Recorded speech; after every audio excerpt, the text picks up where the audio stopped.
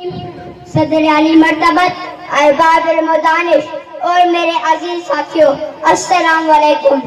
موضوع گفتگو ہے ماحول اور بچے کی نشو و نما۔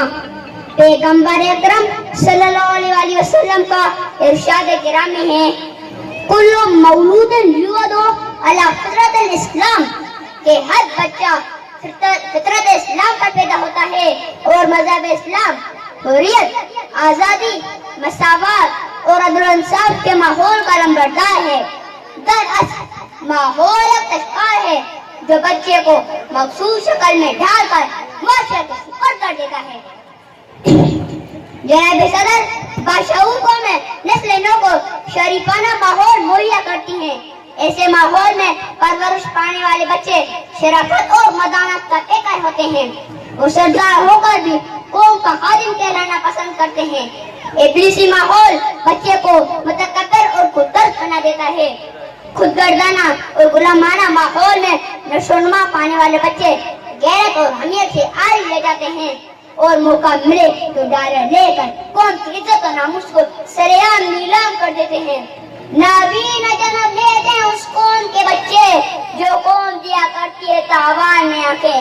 صدر علی مرتبت باب العلم حضرت علی کرم اللہ وجہہ کا قول ہے کہ معاشرے کفر کا ماحول میں تو زندہ رہ سکتے ہیں لیکن جنگ کے ماحول میں باقی نہیں رہتے۔ جنگ کا نمونہ فرعون تھا، مٹ گیا۔ دہشت کا انسان نمرود تھا، غرق ہو گیا۔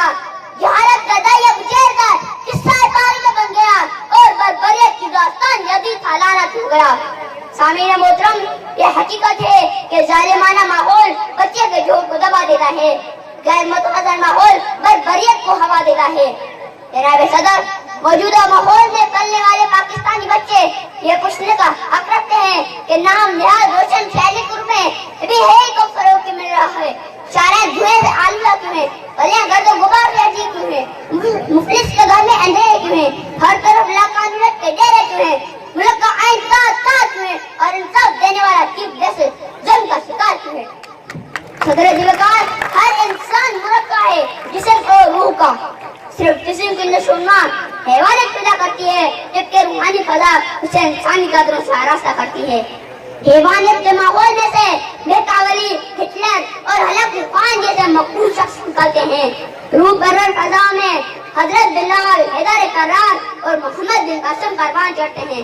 عزیز ساتھیوں، آؤ اصول طے کر لیں کہ عیارانہ ماحول کو سچائی اور ایمانداری میں بدل دینا ہے۔ نفرت نظیر توڑ کر انسان کو محبت کی مالا میں پیرونا ہے۔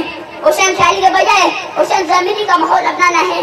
مجھے یقین ہے کہ پاک و پاکیزہ ماحول سے ہی اقبال کے شاہین چاندیں گے اور اسی ماحول سے اصول پرست قائد نکلیں گے۔